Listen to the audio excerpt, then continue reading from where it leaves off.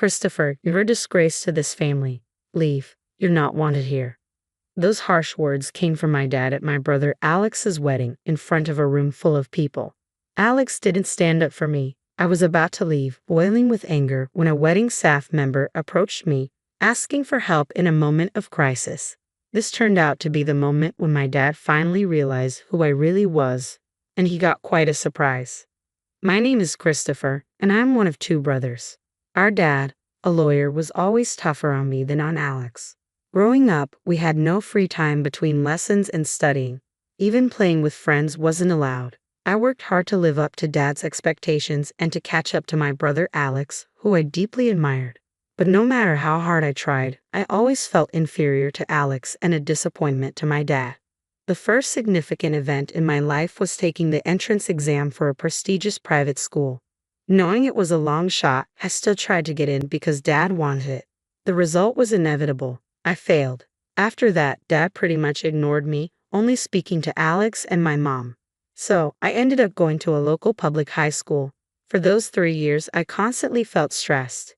Dad continued to ignore me, and so did Alex, which was heartbreaking. My only solace was my mom. She continued to treat me the same way as always. Right after high school, I left home without saying a word to Dad or Alex. I'd only left a note for my mom. Desperate to leave, I found a job where I could also live in. Luckily, I found a job opening at a hotel. I applied right away and got the job. Ever since I started working, I've been living a fulfilling life. It wasn't stifling like it was at home. I got to focus on what I needed to do. Christopher, another mistake. How many times do I have to tell you? Michael, the hotel manager, was really tough on me. As a high school graduate, I didn't know anything about the real world and was always getting scolded. Still, I worked hard every day. But it was a different kind of tough from Dad. Michael actually praised me when I did well, which motivated me to do better. Something memorable happened at the start of the new year. New Year's is the busiest time for the hotel. After completing all the required training, I was finally able to work on my own. That year, the hotel seemed more crowded than usual, especially during dinner time when guests either gathered in a big room to eat or had meals delivered to their rooms. It was insanely hectic. I was still a rookie and knew I was causing the hotel some trouble, but I gave it my all. Then a minor event happened on New Year's Day. A coworker got the flu, leaving us short-staffed. I worked my tail off, probably putting in twice the hours mandated by state labor laws. Just when you'd think it couldn't get worse, it did. The kitchen sink's pipe broke right during dinner time, and of course, it's New Year's Day, so no plumber was coming. We were stuck. The mood of our manager, Michael, kept getting worse. I took a bold step and said, "Michael, can I try fixing the plumbing? I'll sort it out." Michael and the others looked puzzled, but he had no choice. With a hopeful tone, he asked, "Christopher, can you do it?" I got to work on the plumbing. Actually, I had gone to a science-focused high school after failing to get into the private one. There, I gained specialized knowledge in engineering and hands-on experience. Half an hour later, I had somehow managed to fix the pipe. "Michael, it's fixed," I announced. Michael rushed over and turned the faucet. Water flowed out with force. Everyone in the room smiled. "Great job, Christopher. You're my pride and joy." Being praised by Michael felt amazing. We managed to get through New Year's Day at our hotel. I'll never forget the fulfillment I felt that day. It's fair to say it has shaped who I am today. 15 years have passed since then, and I have fully adapted to this job. One day, I got a letter from Mom after a long time. It turns out Alex is getting married. I keep in touch with Mom a few times a year, but haven't been in contact with Dad or Alex. The letter asked for me to attend Alex's wedding.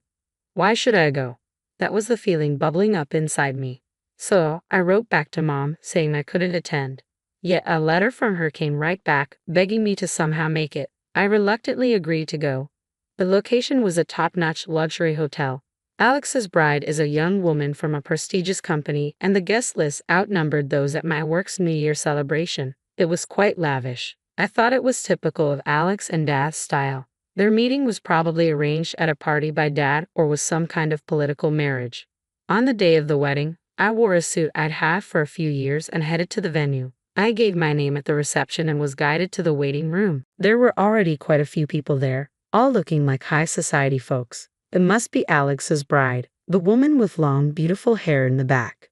With no one to talk to, I was people watching when I locked eyes with two men I recognized. Their faces were clearly unhappy. Dad and Alex walked up to me.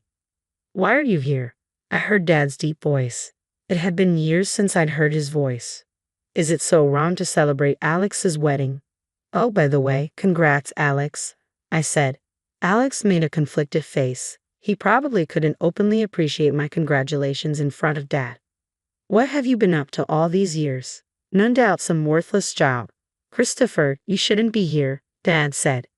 As Dad spoke, Mom rushed over to us. "Come on, Christopher is here to celebrate. No need to be so harsh." Mom was desperate to persuade Dad, but her voice was drowned out. "Enough, Mom. Christopher, let me make this clear. You're a disgrace. I don't want you ruining Alex's celebration. Get out." Even I felt the surge of anger. I hadn't wanted to come to Alex's wedding in the first place, and yet I was treated like this. That's why I didn't want to come. "Fine, I'm leaving." "Okay, Mom. This is why I didn't want to be here, to see this terrible Dad," I said and turned my back to exit the waiting room. I picked up my belongings and was about to step outside when I heard someone call out, "Please wait." A wedding staff member from the hotel was rushing over. "What's up?" It seems we have an unexpected guest for today's wedding. We're short on seats and food." Everyone in the waiting room looked worried. Emily the planner, the parents-in-law, and the staff. "I see. Is that what's going on?" Emily couldn't handle it alone, and they were asking for my help. But what did this have to do with me? Reflecting on past actions, I thought they deserved it. All my grievances against Dad and Alex were bubbling up, but then memories from the past filled my mind. Times when Alex and I used to play. Alex always made time to play with me during study breaks. If I just walked away, I would be no different from Dad. I turned back to the wedding staff. "Can you take me to Emily?" The staff member's face relaxed. I quickly followed them back into the waiting room. I returned to the very place I was kicked out of. In the center of the room, Emily, my dad, and the bride's father all wore worried expressions. As I got closer, my eyes met Dad's. "Why has Christopher returned?" "Leave." Dad approached me with a furious look, but Emily got to me first. "General Manager, please help us," she said. Dad's eyes widened in shock. "You see, I'm now the general manager for all the hotels that my current company manages. When I first joined, we had just started expanding. Now we have hotels and wedding venues all over the country. And this hotel we're in right now, it's one of the hotels I oversee. I think I can handle this." I calmly explained the situation. "Dad, I'm busy right now. We'll talk later." Saying this, I turned back to Emily. "Relax, Emily. Get the seats and everything else ready. I'll take care of the food." The stress faded from Emily's face. "Understood. I'll leave the food to the general manager and handle the rest." With that, Emily rushed off. "All right, it's my turn now." Everyone in the waiting room was watching me. I left the room and headed to my friend, Chef Jackson. This hotel has a high-end restaurant, and Jackson, the chef, is a good friend of mine. "Hey, you in?" I called out. After some rustling, Jackson appeared. "Christopher, what brings you here?" "Work. I'm here as a guest today. My brother's wedding is happening here, but we're one meal short. Can you help?" "Sure thing. I'll whip something up with my culinary skills." "Much appreciated. I owe you dinner." "Looking forward to it." I returned to the waiting room after taking care of a few things. The guests had already moved to the ceremony area. Only my parents and the bride's parents were left. "The issue is resolved. We've got an extra meal coming," I announced. Upon hearing this, my mom and the bride's parents looked relieved. My dad looked conflicted. "Quite the proud man he is. Christopher, thank you so much. Because of you, the celebration can go on successfully. It's all in a day's work as a general manager." And with that, we all entered the ceremony hall. The lights dimmed, and the groom and bride entered. Alex looked incredibly handsome, and his bride was stunning. The ceremony proceeded, and then it was mealtime. I confirmed that everyone was served and breathed a sigh of relief.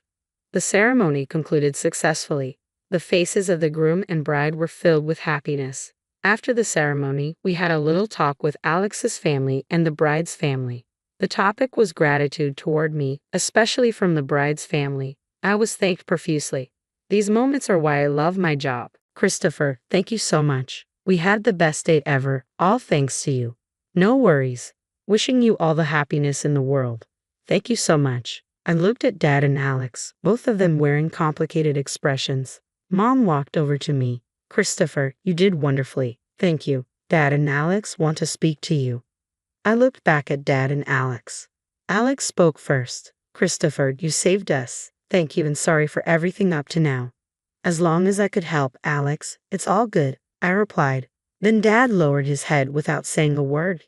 He seemed to have nothing to say, and that was fine with me. After all, I never became like Dad. Just then, my cell phone buzzed in my pocket. It was the manager from a hotel in the next town over. More work, but hey, I enjoy it, so no complaints. All right, I'm off. Got work to do. You two take care. I probably won't see Alex or Dad again, I thought as I left the room without looking back and headed to work. 3 days after Alex's wedding, I was enjoying a rare day off, sitting on the sofa, sipping warm coffee. That was my happy time. Suddenly, the doorbell rang. Who could it be? I wondered as I went to the door. Alex was there. Surprised, I opened the door. Alex, what brings you here? Sorry, I got your address from Mom. Wanted to talk to you. Christopher, he wants to talk to me. Maybe he came to say thanks again. Well, you want to come in. Pardon the mess. If it's okay with you, Christopher, I'd like that. Alex gave a forced smile. I invited him in and served him coffee. Thank you. Smells good. Alex took a slow sip of his coffee. Seems like we both enjoy coffee. So what did you want to talk about, Alex? Alex put down his coffee cup and looked me straight in the eye. The next moment, he apologized. I'm really sorry for everything.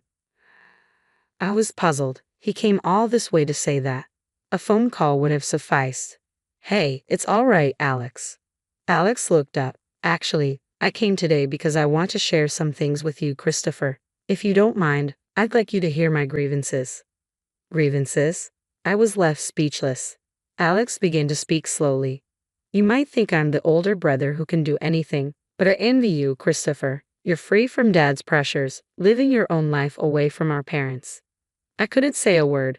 Alex felt that way. I had no idea. Silence filled the room for a moment. I felt somewhat guilty. After all, I had unintentionally shifted all of Dad's expectations onto Alex. Choosing my words carefully, I spoke. Alex, I'm sorry. I never considered that you were struggling too. My brother smiled weakly. That's just it. It's not your fault, Christopher. I was the weak one. Hearing that, I finally found my words. Alex, I think you've been through struggles I can't even imagine. I truly admire that. But I also want you to know about me. Taking a deep breath, I paused to collect my thoughts. Alex listened intently, not saying anything. Breaking away from our parents and becoming independent wasn't easy either. The beginning was really tough. Yeah, it's true. We both have our share of hardships, Alex responded. It seemed Alex had more to say. I don't consider myself wise enough to convince Alex, nor do I know the words to do so, I thought. So, I said what I honestly felt to my esteemed brother. To be honest, I think you should do what you really want to do, Alex, without worrying about Dad. After pondering my words, Alex stood up, a relieved look on his face. You're right, Christopher. You've helped clear up my inner turmoil. Thank you. No, thank you, Alex, for coming over. I escorted Alex to the door.